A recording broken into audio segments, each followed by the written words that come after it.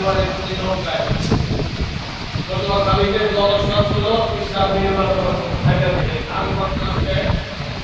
আমাদের মধ্যে নৌকায় পাস করে এই যে এখন ভোটপুরে নির্বাচন এরপরে যদি আপনার কোনো গ্রামকে আসে নাই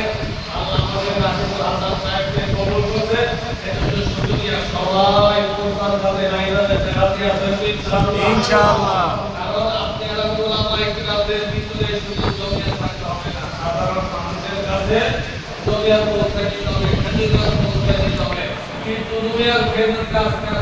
আবার কিন্তু কলিতা শিক্ষরে সমস্ত তারা করছিলেন কিন্তু তাদের সবকে বিশ্বাস করে জীবন করলেন না এই খেজুর গাছ যখন আবার আছে আমরা আশাবাদী নির্বাচনের কাজ পেল আল্লাহ কিন্তু খেজুর গাছটা যেন পুরো উপজেলায় সবাই দেয় রাগ করার জন্য রাজি আসেন তো